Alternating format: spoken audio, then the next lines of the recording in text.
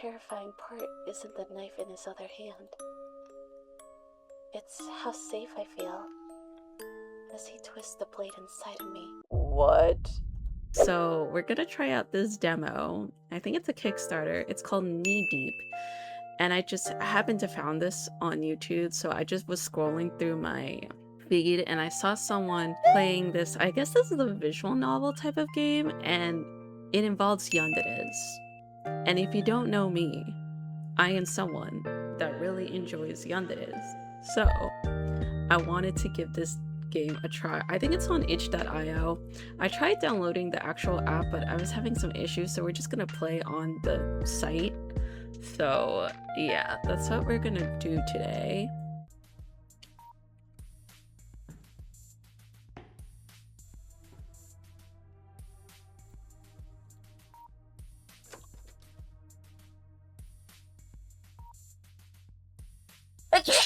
Excuse me. Welcome back.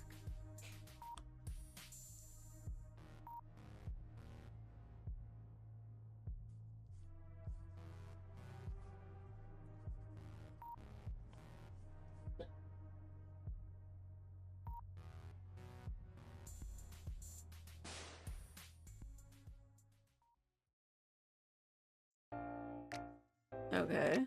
Too interesting. Alright, let's get started. Oh, I can make her MC?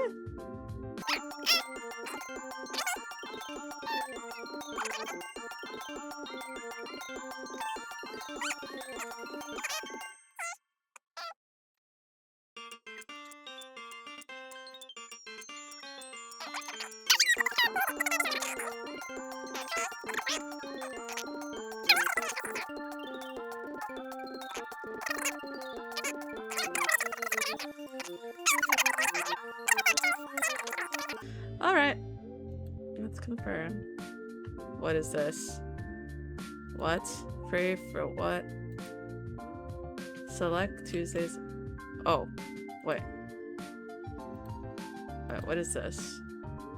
Oh, we just have to choose. Okay. Select today's lesson. I like psychology more. Ethics. Digital art, photography, digital art. Anatomy. Okay. I have a dream. I do not know who he is, but he's so gentle, cradling my face as he wipes the blood from my tip. He whispers, "Shh," and his smile is the most beautiful thing I've ever seen. It's better this way. Now, no one will ever hurt you but me. Oh. Well, that's great. That's what it looked like. Yeah, it's a note to me. And the terrifying part isn't the knife in his other hand. It's how safe I feel as he twists the blade inside of me. What? Hey! Oh, hi. Hey, are you alright? My head is splitting open. That's the first thing I feel. A dull, relentless ache throbbing behind my eyes. Fragments of a nightmare swirl in the fog. The scent of a copper, a distorted voice, and that awful bleeding red text. A face swims into view above me. Sharp, concerned red eyes. Messy red hair. He's leaning over me, his brow furrowed. You took a pretty nasty spill. Don't try to get up yet. Oh.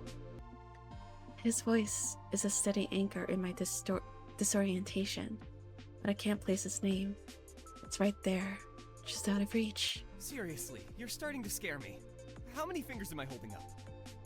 Wow, the voice acting is really good. Very clean mic. He holds up a hand, 3 fingers raised. 3, I'm pretty sure. I blink, trying to focus. 3, who are you and why are you hovering? 4, no 5. Did I I'll just say right. 3. Good job. Thanks. What's your name? We'll just call ourselves Fig. Okay. Pronouns? She, her. You've selected she, her pronouns. Okay, good. Not totally concussed, just incredibly clumsy. Some things never change, huh, you? Milo? Sorry. His name clicks into place just as he says mine. The barista, my childhood friend. Oh, so he's gonna be our childhood friend. Okay. The memories are still jumbled, but the feeling of safety is immediate. You were just walking, then bam! Folded like a lawn chair. Gave me a heart attack. What's the last thing you remember? Nothing, because I literally just started this game. I try to think, but all that comes back is the dream. The words. I had a weird dream, my head hurts. You look like an angel from No, we're not gonna start from that. We're just gonna tell how it is. I had a weird dream. My head hurts. Milo's eyebrows scrunch up. Then his smile softens with sympathy. He offers a hand. Come on, let's get you off the floor. Milo's grip on my hand is firm. His concern etched into his face. He doesn't let go once I'm standing. I pull my hand back, the movement making the cafe sway a little. Right, that's it. We're going to the clinic. No arguments. He tries to gently steer me toward the main doors. I plant my feet. I'm walking you to the clinic. Okay. I can walk. There's only 10 minutes before your shift ends, and don't you have your own lectures? Sarah! He yells over his shoulder to the other barista, who's been watching wide-eyed. Cover for me? Family emergency. Is everything? My friend's fine. Probably. We gotta go. He doesn't wait for an answer, already steering me toward the door with a hand on my back. Shift's covered. You can't just yell family emergency and ditch your job. Lectures? Nah, canceled. Professor's sick. So, you're stuck with me. I side-eyed him. That was suspiciously convenient. Really? Which one? Not buying it. I don't need you to baby me. Let's poke him a bit. Lucky for you, you don't have to buy it. My services are free of charge. Seriously though, I'm not going to the clinic, Milo. Drop it. He studies my face, sees the stubborn set of my jaw, and finally sighs in defeat, running a hand through his already messy hair. You are the most infuriating person I know. Fine. I'll walk you to class then. Thank you.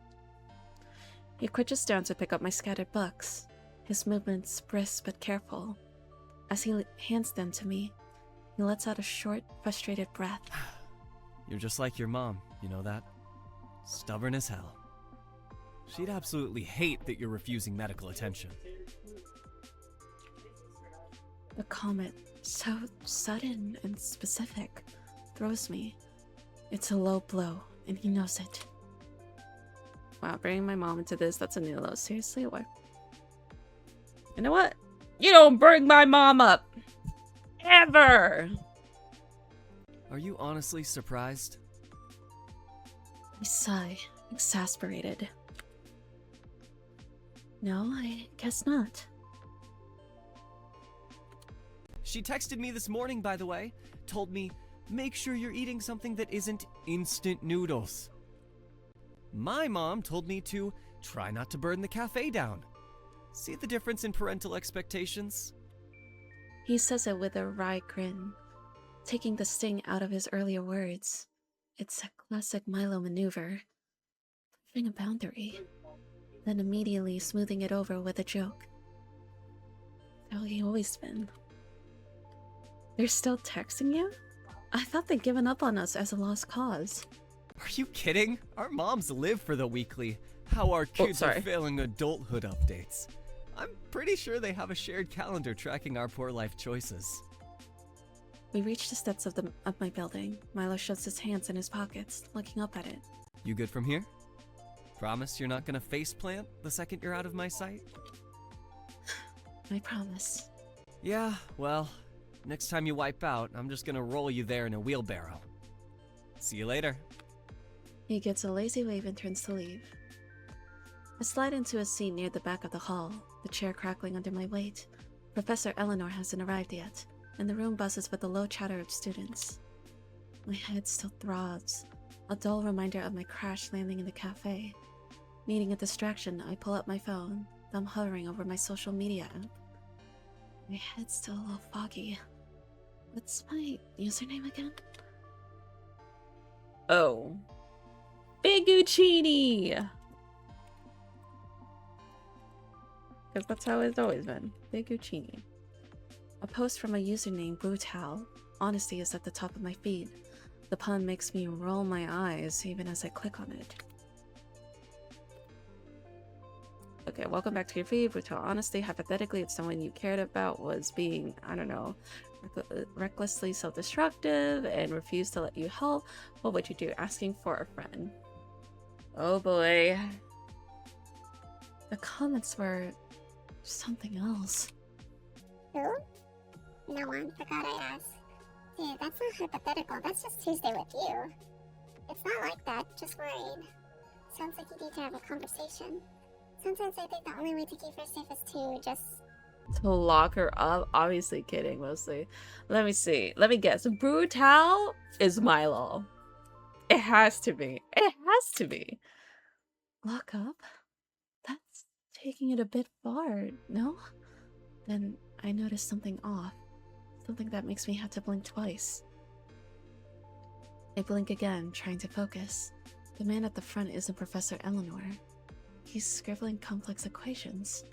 I haven't been seen since high school. Astrophysics? A wave of hot embarrassment washes over me. Wrong building, wrong class, entirely wrong hemisphere of campus. Panic ignites in my chest. I have to get out. In my haste to stay on my back strap catches on the chair leg. I yank it, stumbling forward and sending a chorus that squeaks and shuffles through the quiet room. Dozens of eyes turn to stare. My face burns as I mumble. Sorry. Oh! I'm a mess of flustered energy. Fumbling with my phone to pull up the campus map, I'm not looking where I'm going at all. I round a corner at a hot jog, my eyes glued to the screen. And collided head-on with something solid, yet surprisingly soft. Oof. A clatter of what sounds like a metal pencil case hitting the floor. A sketchbook goes flying, and its pages scatter across the linoleum? How do you say it? Linoleum? Linoleum. Oh! We both land in a heap. I sprawl half on top of him, my phone skittering away. Gosh, I'm so sorry I'm so late. I was only just my luck, of course. Fuck, sorry.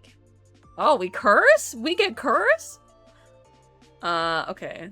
Obviously this will be me, so I'm gonna say the first one. Oh my gosh, I'm so sorry. I'm so late. I wasn't looking. I pitched myself up, my words dying in my throat as I finally see the person I torpedoed. He's a boy with a cloud of messy, fluffy blonde hair and the widest, most startled eyes I've ever seen, magnified slightly by a pair of crooked, round glasses. This looks like a shoujo anime scene. No, it's my fault.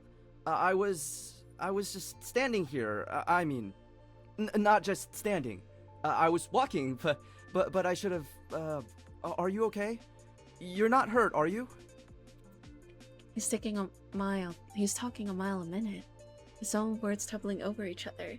He pushes his glasses back up his nose, and a look of pure horror dawns on his features as he registers the sea of paper around us. No, the sketches. He scrambles to his knees, his movements endearingly clumsy as he begins frantically gathering the loose pages. Oh my god, my voice. Ugh. I just had a lot of caffeine, so...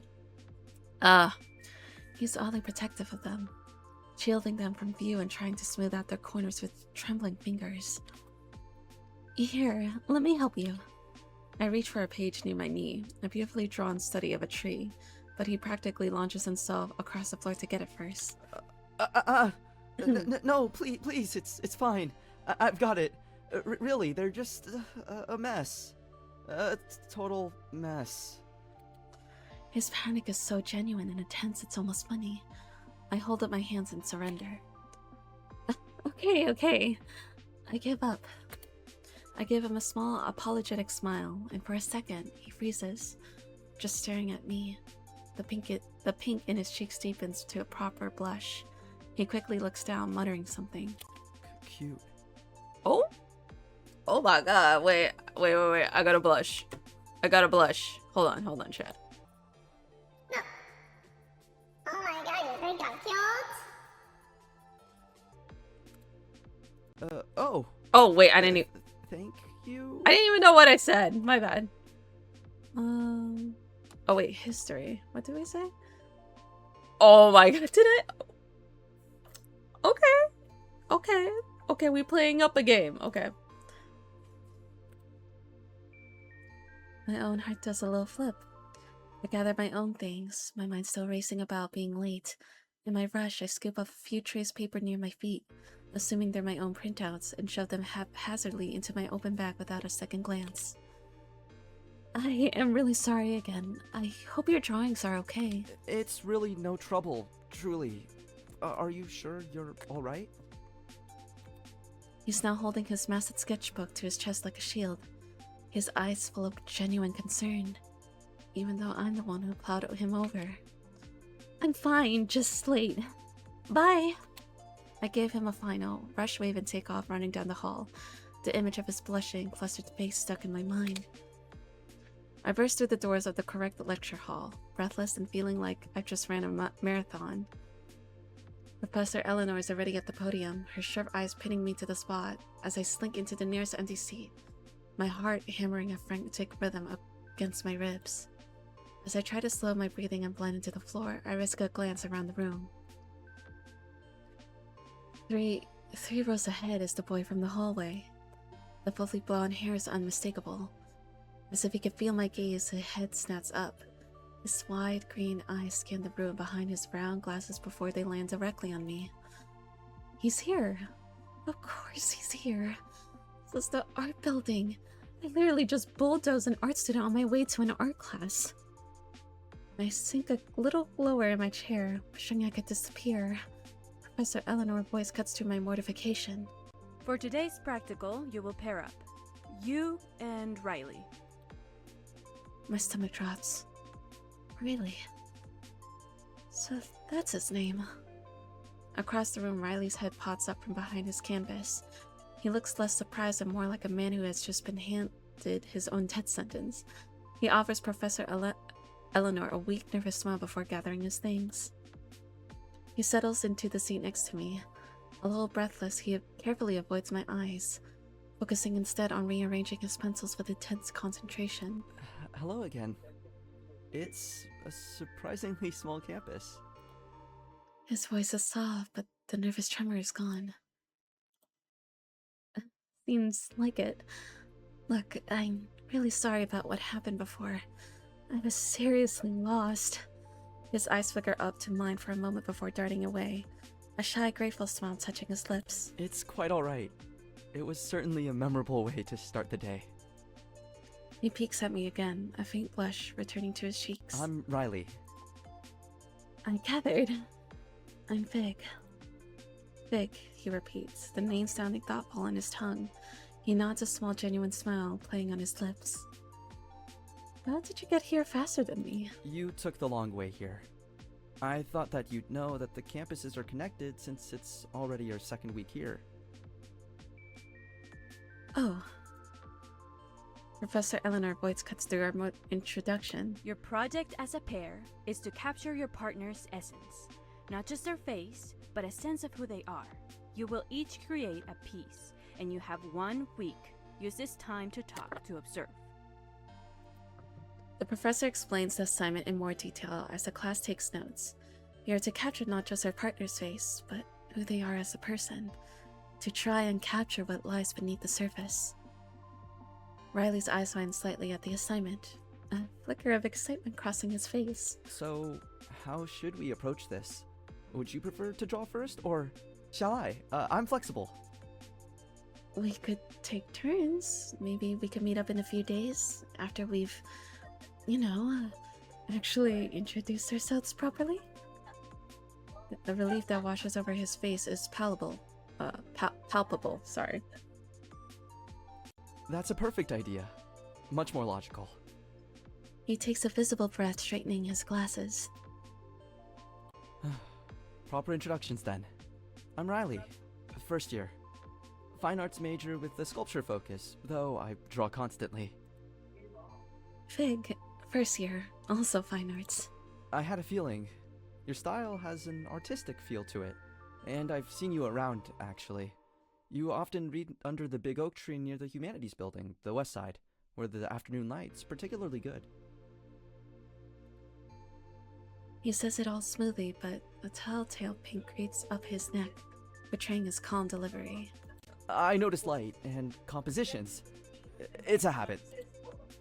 You're very observant. It has its uses. For our project, we could meet at the campus cafe in a few days. The light is decent and the coffee is passable.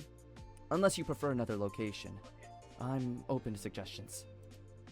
The cafe sounds perfect. The bright beaming smile he gives me is worth all the earlier chaos. It's pure and unguarded. Excellent! It's a plan then. He pulls out his phone, his movements now sure and steady. May I have your number? To coordinate. I nod and give it to him. He types it in carefully, his thumb hovering over the save button. And... sent. A moment later, my phone buzzes softly. A new text from an unknown number pops up.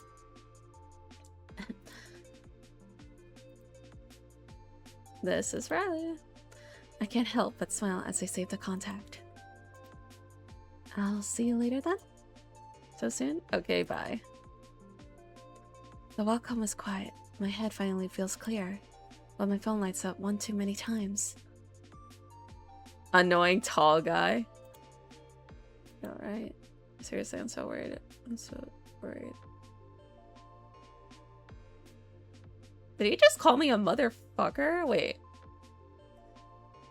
Seriously, I'm so worried. MF.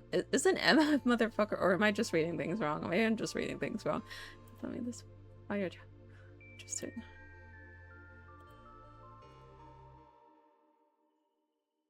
Let's,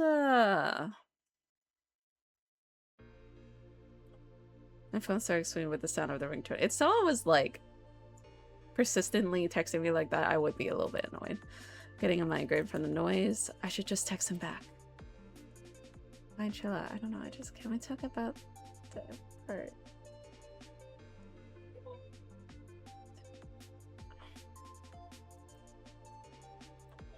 Fine, chill out.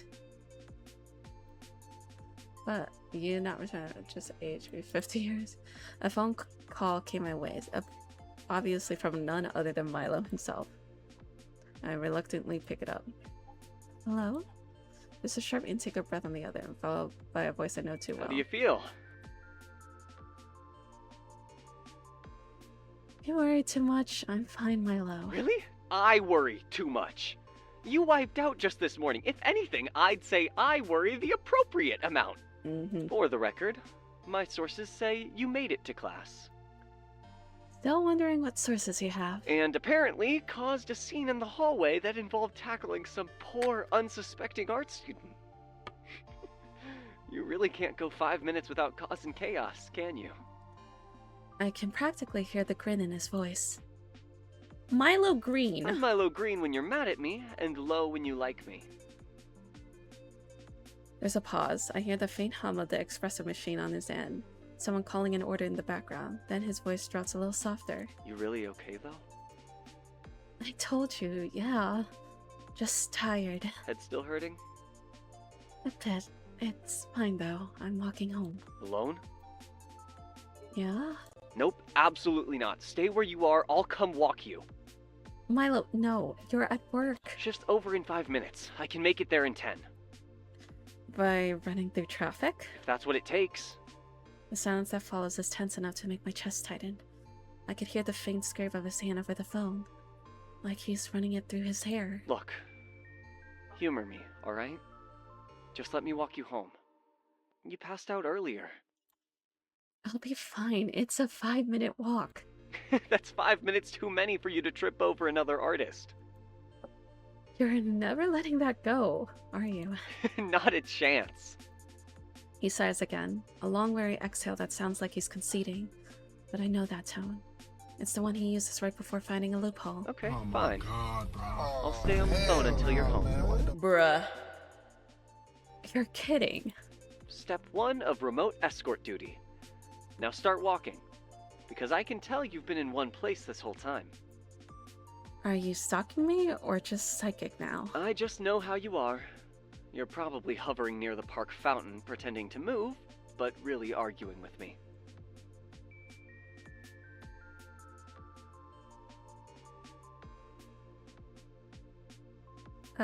No, I'm not. You're wasting your breath lying when you should be walking. Go on.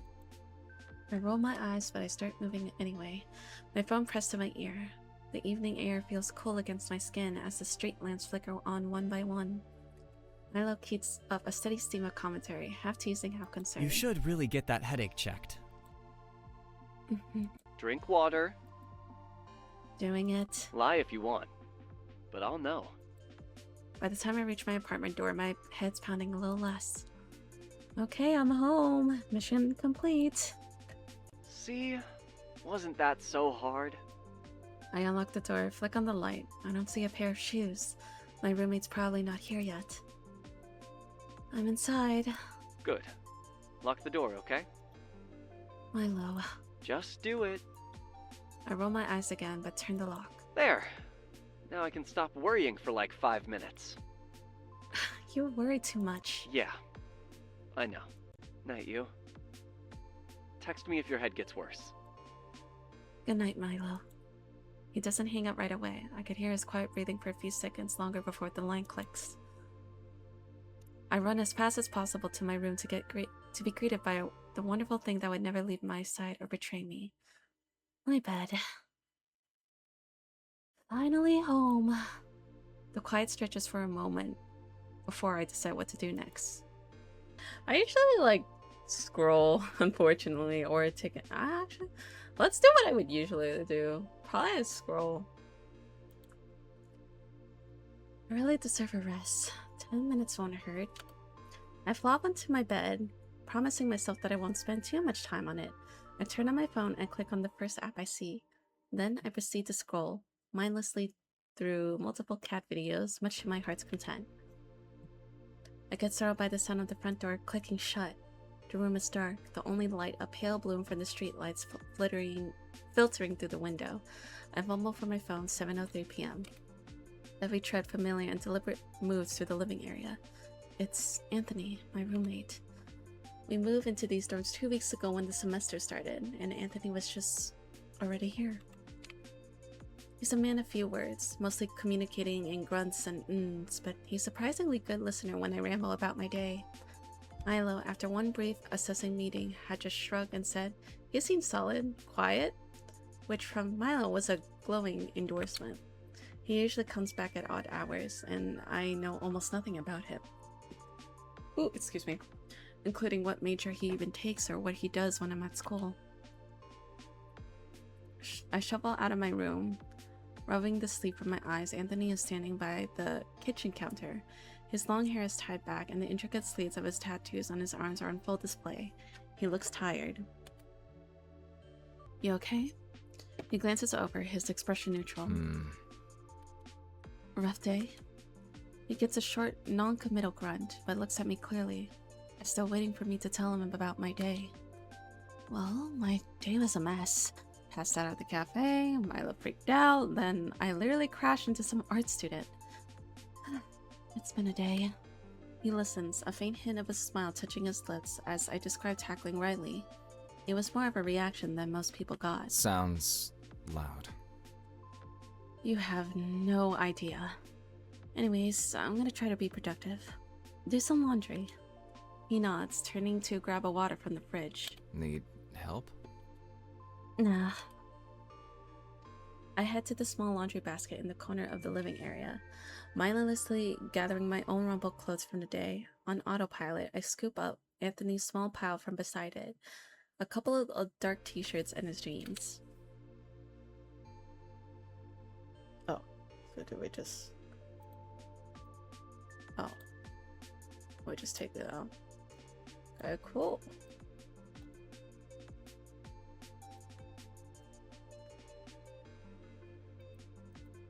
Okay, now what?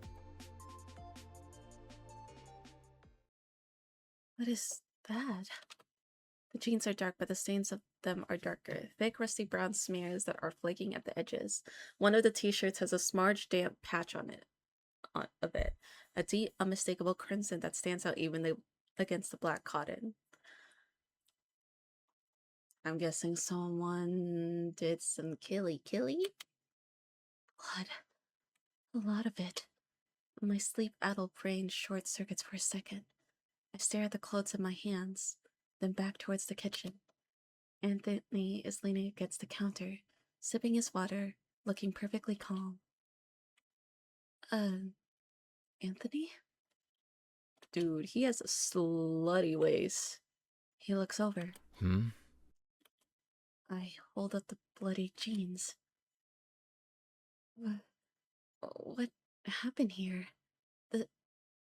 This is blood. You okay? Did you get into a fight? This isn't your blood.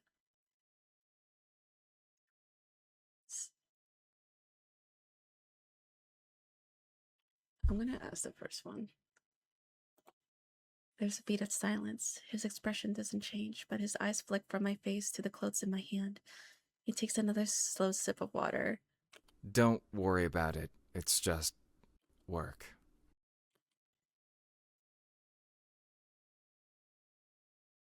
Work? What kind of work, dude? What kind of job coats you in blood? Butcher shop. Messy day. He says it evenly, but there's a finality in his tone that feels like a closed door. He takes the rest of the clothes from me. I'll handle mine. Don't want to ruin your stuff. He turns and starts pre-treating stains at the sink with a quiet focus. His back to me. The conversation is clearly over. Still, that was a lot of blood. Right. Okay, just be careful. Alright? He glances back over his shoulder, and for a split second I see something unreadable in his eyes before it's gone. Always am. Butcher shops use aprons and gear. Why are his personal clothes soaked? Wait, I should ask him more questions. I'm curious about his major. So, what's your major? Suddenly, odd timing. You never said. You never asked. I study with Eleanor, Professor Eleanor. I do too. I never see you, though. Oh? He looks uncomfortable, avoiding my gaze. She one-on-ones me, teaching me literature since we don't have a course here on that. I thought we had one. Greek literature. The tragedies. I let out a short laugh, shaking my head. Fine, I'm done. He gets a satisfied nod, turning back to scrubbing at the stains in the sink. The water runs pink. I quickly separate my own clothes, the bright whites and pastels, a stark contrast to his dark, bloodied fabrics, and shove them into the machine. Ooh, excuse me. The rest of the evening passes quietly. Anthony retreats to his room, and I do too. It's way too late. 11:18 p.m. I should sleep, but there are no classes tomorrow. I mean, like, I could just stay up the whole night. Sleep, stay up. I mean, if we have no classes tomorrow, fuck it. I must have fallen asleep at some point, but I still feel dead inside. My phone lies discarded out on the bed next to me. On the bright side, I sleep to all my texts, scrolled on TikTok for hours, and read fanfiction for a few more. Sounds like my typical day. What else is there to do? There are no classes today, yet I don't feel like getting out of bed quite yet. Just then, my phone lights up in an intense and bright red. What the hell? My heart starts to pound. I pick up the device like it's a bomb, which it very well could be with the way it's glowing. As if waiting for me, the screen's glow begins to fade when I pick it up. No longer blinding, I can read the words that appear. Welcome, are you ready to play a game? It's full, with a black background and blood red letters that force me to blink in order to adjust my vision. A game? What is this? Some kind of virus? I don't remember clicking on any suspicious links. I would restart. Right, I'll just reset it. That should fix the problem. I hold the power button down until the screen goes black. After a few moments, I turn it back on. And now I'm starting to freak out. The first wave of text fades, only to be replaced with more. Do I have to? Oh! Oh shit, chat. You know, I could say no, but I feel like that would be a bad ending to me. But if I say yes, I want to say no. But what if it scares me? Fine, you want yes? Yes. Good. What's good about this? That's right, I start to consider the fact that I might need a new phone. I've never seen a virus so impossible to get rid of. All I could do is click through the prompts and hope they'll stop. Or at least let me exit whatever program is causing it. See you again soon. My phone shuts off. When I power it on again, everything is normal. I check on all of my apps, my pictures, my settings, all normal. I exhale slowly, feeling a mix of relief and curiosity. The hell even was that? I shake my head, trying to loosen the creeping feeling of an unease building up in my chest. Whatever, it's gone now. Guess that's a good a sign as any to get out of bed. What to do next? Clean my bag. No, I'm checking my phone. That Brutal Honesty account. I open the app and navigate to the Brutal Honesty profile, scrolling through the most recent posts.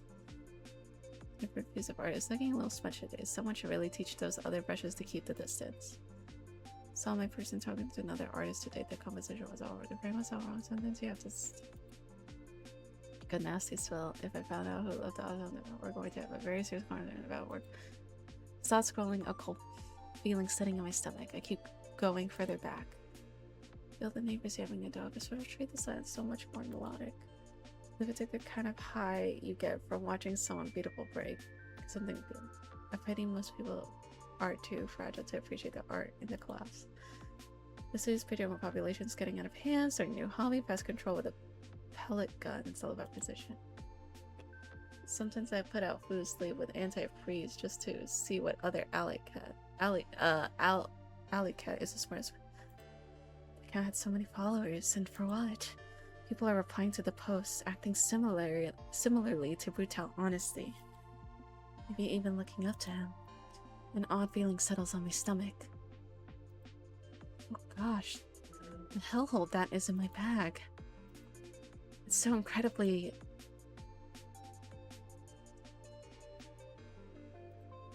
As I look through my bag, I notice a stack of papers that doesn't feel like mine. What the... I hold it up for me to meet my eye. I pick one up. It's a beautifully detailed study of a tree. Another is a sketch of a hand. A memory flashes back to yesterday, crashing into Riley in the hall. The beautiful and fluttering snowstorm of his sketchbook pages. Me scooping up my things in a frantic, embarrassed rush. Oh no, I took his drawings! And I think I ripped one? Let's put the ripped pages back together. Oh. Oh, what? Oh goodness, it's a little bit laggy.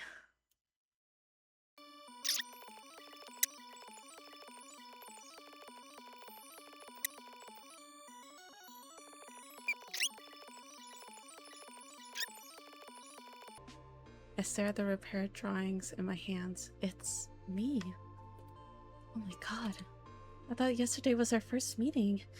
You must be taking portraits of people around the campus, though I don't see anyone else but me.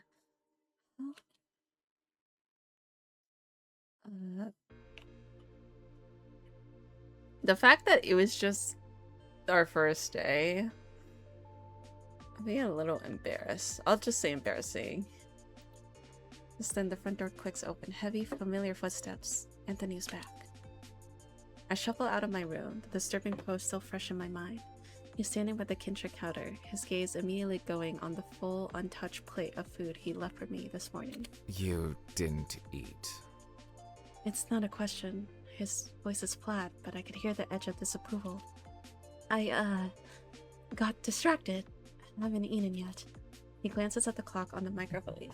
12:47 p.m. His eyes narrow slightly. It's almost 1. Your body needs fuel, not just whatever that is on your phone. He doesn't wait for an answer. He walks to the fridge, pulls out ingredients, and starts moving around our small kitchen with a quiet, practiced efficiency.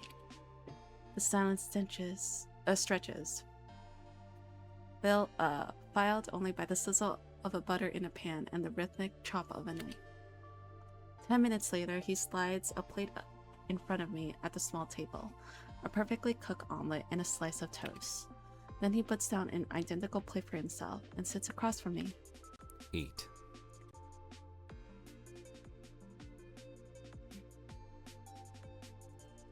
Anthony shrugs and tucks it into his own meal without another word. I take a bite. It's delicious, fluffy, and perfectly seasoned. This is really good. Mm-hmm. Why are you doing this? He doesn't look up from his plate. Necessity. He barely misses a beat. He motions to my plate and the food still left on it. It's gonna get cold. Eat. We eat in silence for another minute. You're staring. Sorry, just thinking. Don't hurt yourself. A beat of silence and then I see the faintest, almost imperceptible twitch at the corner of his mouth. Was that a joke from him? Just as I'm about to take another bite, my phone vibrates on the table. An unknown number. I hesitate, then swipe to answer. Hello? A young man's voice, bright and slightly frantic, burst from the speaker. Hi, yeah, finally. Look, I've been waiting for over a week. Where is it? The tracking number is useless. Oh wait, hold on. Let me just get something. I think you have the wrong number. No, this is the contact for Sparkle Maid services, right? I ordered the deluxe package at black lace trim, very specific instructions. Sparkle Maid? No, this is just my personal number. You've got the wrong person. I don't own a maid outfit, and I definitely don't sell them. There's a pause on the other end. Wait. Seriously? My bad. The website was sketchy anyway. Sorry to bother you. In the background, Anthony, having finished his food, stands up and takes his plate to the sink. Want some tea? His low, rumbling voice is unmistakable, even from a few feet away. It's a sharp intake of breath on the other end of the line. No way. Was that Tony? My blood runs cold. Tony?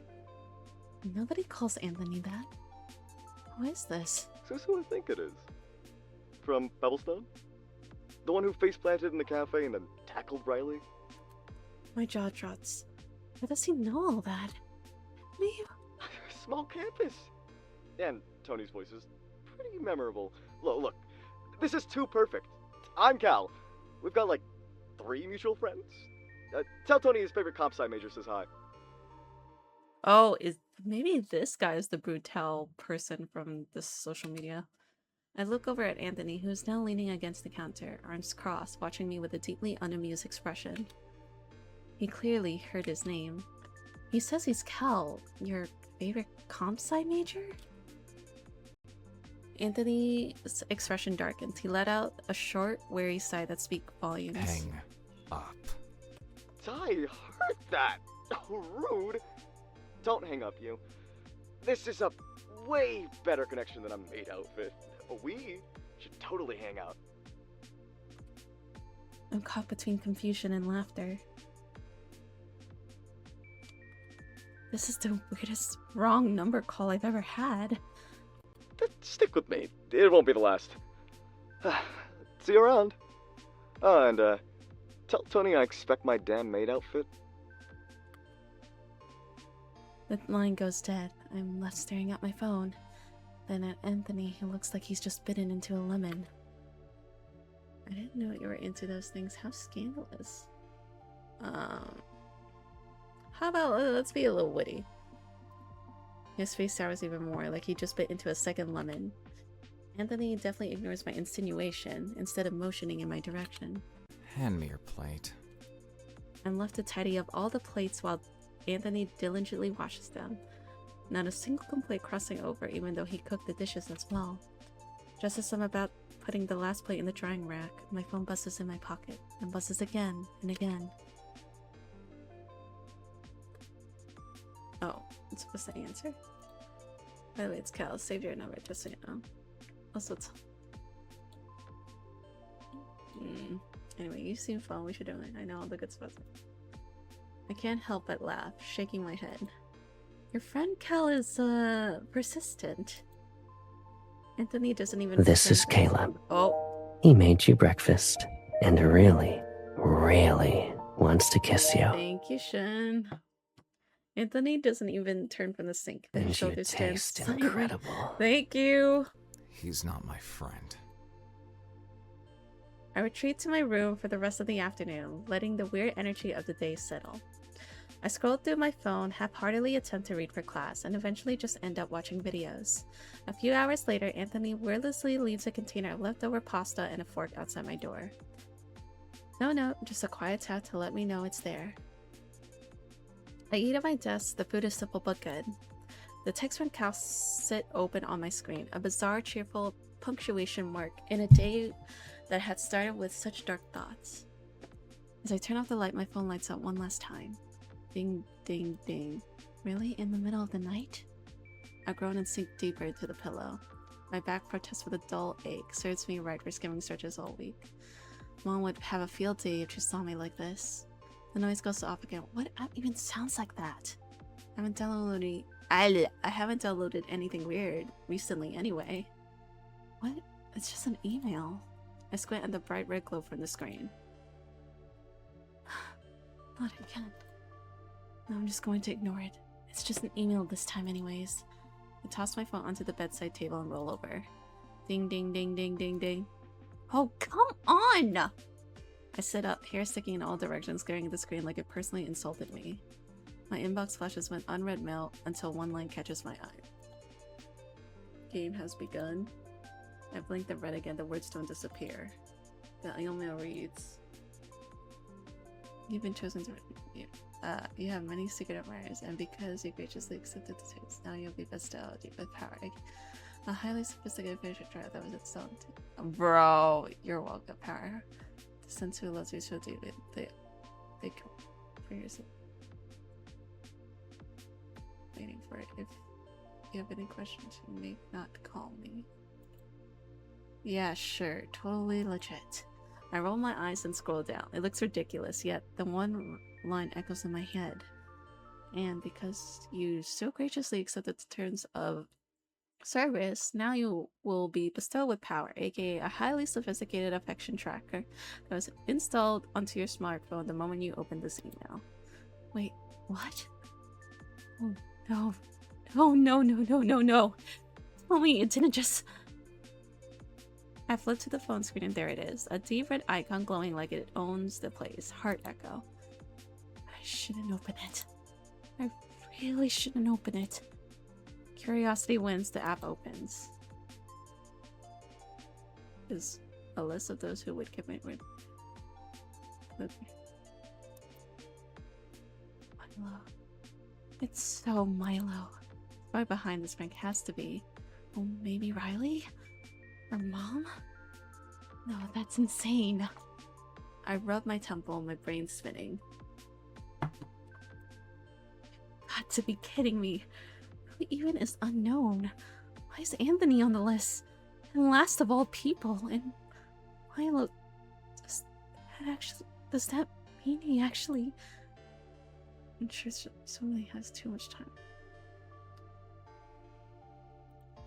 I flip back on the bed, face buried in plushies, heart-bound loud in my ears.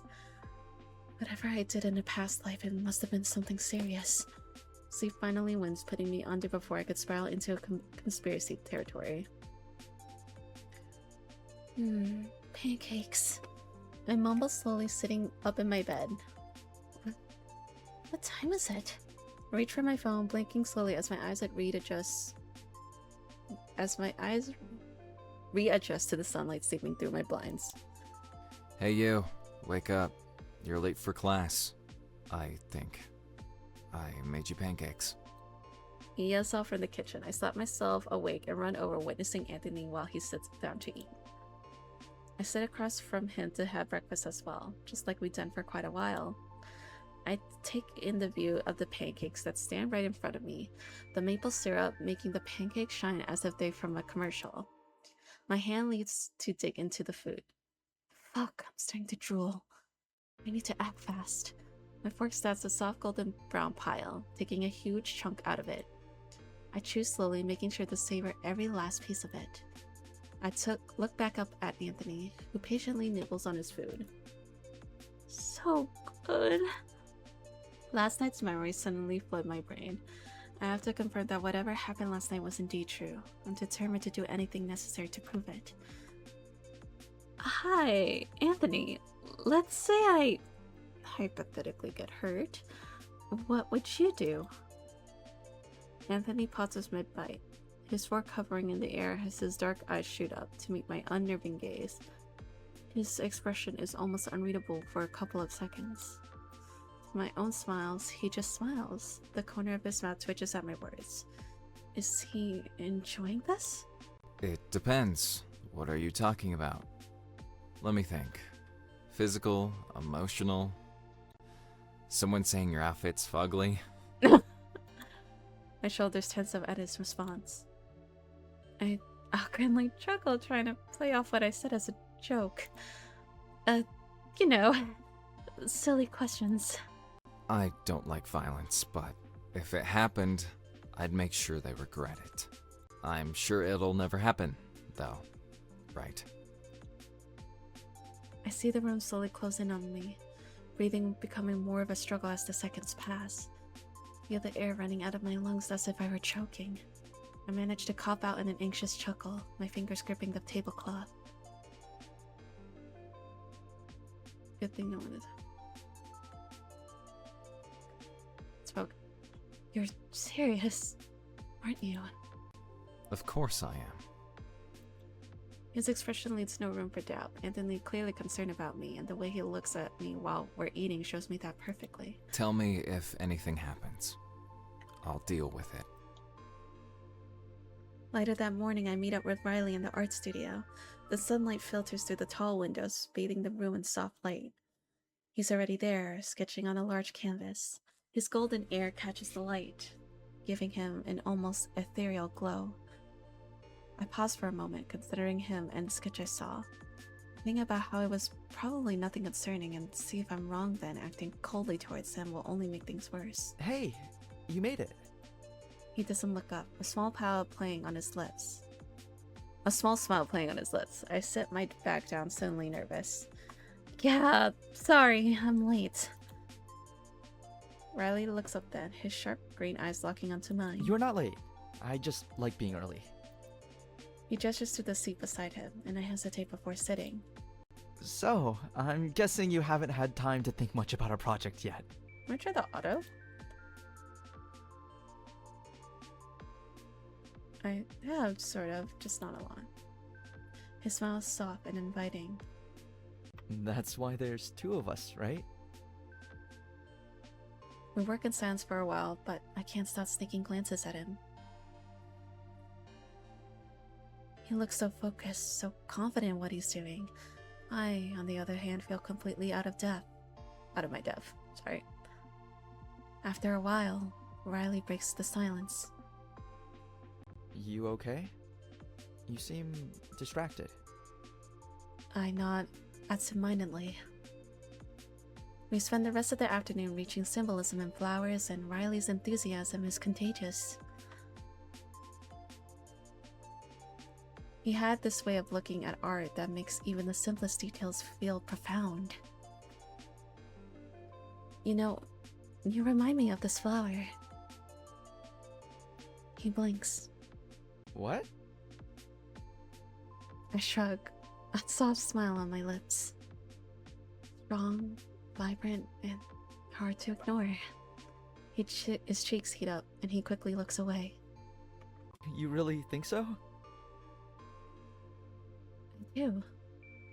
My voice is quiet, but certain. When the session finally ends, Riley reaches into his bag and pulls out a small notebook. I need to sneeze. Here, take this. It's got some notes and sketches I made for our project. Maybe it'll help if you get stuck? I'm about to turn and leave when a voice cuts through the hallway. Wow, look who it is! The man, the myth, the maestro. A guy with a sharp knowing smirk leans against the wall opposite the door. Cal, what are you doing here? What? I can't visit my favorite artist? Anthony hates me too much to hang out, and Milo's been hovering around our friend here like a particularly anxious hawk. Figured I'd ambush the one friend I have left. Oh wait, his eyes full of playful curiosity land squarely on me.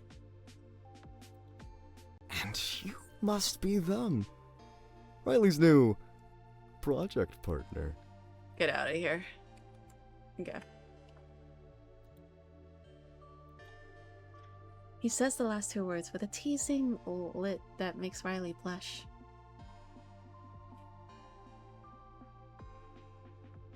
Oh. I click it. Don't look so startled. Your reputation precedes you. I'm Cal. We sort of met over the phone. The wrong number call. The maid outfit. It all clicks into place. Right. The deluxe package. See? You remember. Anyway, I won't keep you. Just wanted to finally put a face to the name. See you around.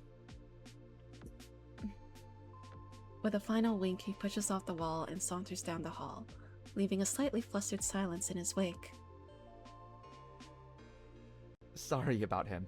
He's, a lot.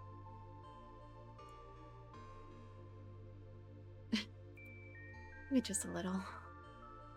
The day passes in a blur, my class is offering little distraction from the chaos spinning in my head. By the time classes end, I'm exhausted, but still restless.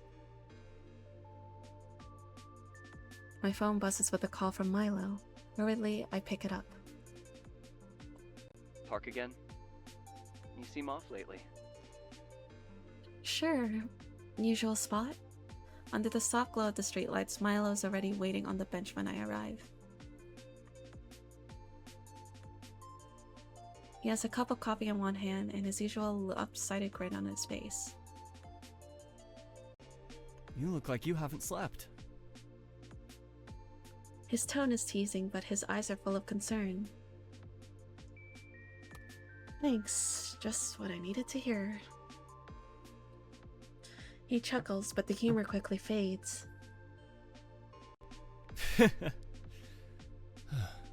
Seriously, you. What's going on? You've been distant. I glance at him, my heart sinking.